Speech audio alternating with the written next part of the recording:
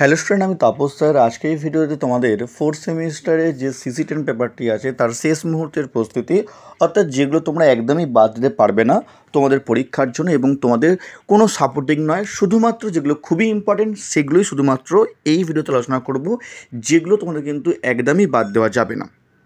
আর তোমাদের বলবো এগুলো ভালো করে পড়ার পর তোমরা কিন্তু আমার লাস্ট মিনিট যে সাজেশান দেওয়া আছে ওটা অবশ্যই করে যাও। এটা শুধুমাত্র তোমাদের বলে দেওয়া যে তোমাদের কোনগুলো একদমই তোমরা বাদ দেবে না, তো সেগুলোই কিন্তু এই ভিডিওতে আলোচনা করছি। তার মানে এই নয় শুধুমাত্র এগুলো তোমরা পড়ে যাবে, শুধুমাত্র তোমাদের বলে দেওয়া যে এগুলো তোমাদের কিন্তু একদমই বাদ দেওয়া যাবে না।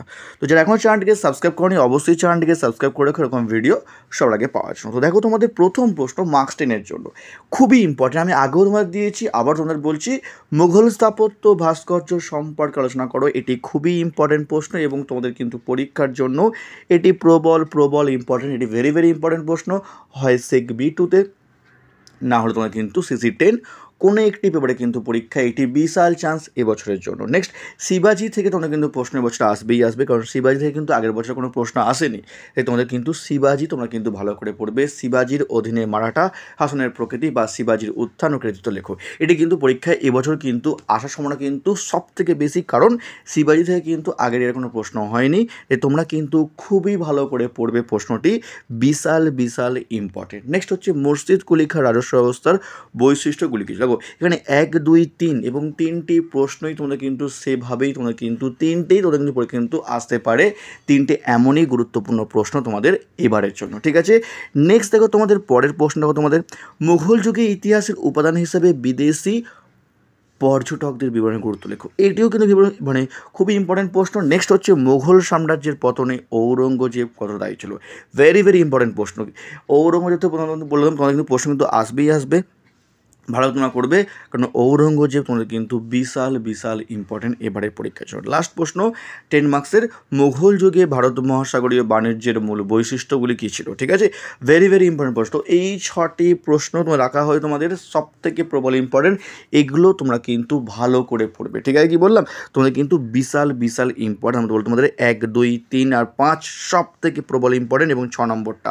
তারপর তোমরা কিন্তু মুঘল যুগের ইতিহাসের উপাদান হিসাবে বিদেশি পর্যটকদের বিবরণে গুরুত্ব আলোচনা করো, ঠিক আছে। এবার তোমরা মার্কস 5-এ তোমাদের যে প্রশ্নগুলো আছে খুব ইম্পর্টেন্ট প্রশ্ন।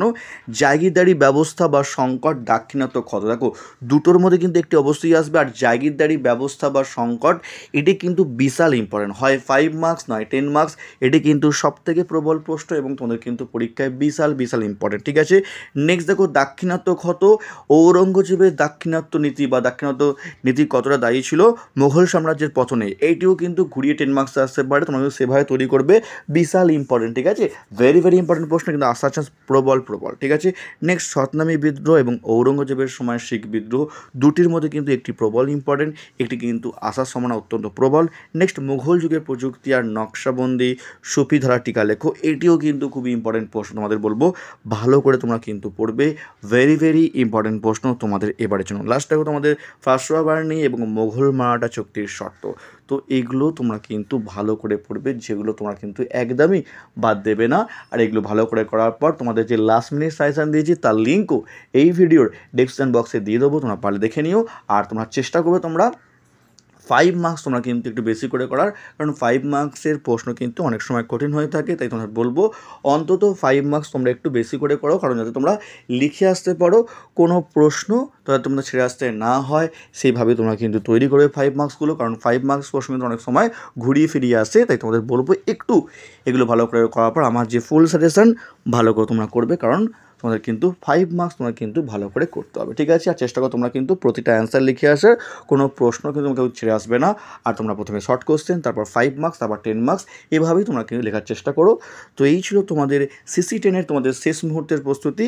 এগুলো তোমরা কিন্তু একদমই বাদ দেবে না। আর যারা চ্যানেল নতুন এখনও চ্যানেলটিকে সাবস্ক্রাইব করনি অবশ্যই চ্যানেলটিকে সাবস্ক্রাইব করে রেখো এরকম ভিডিও সবার আগে পাওয়ার জন্য। তো আজকের মতো এইটুকুই।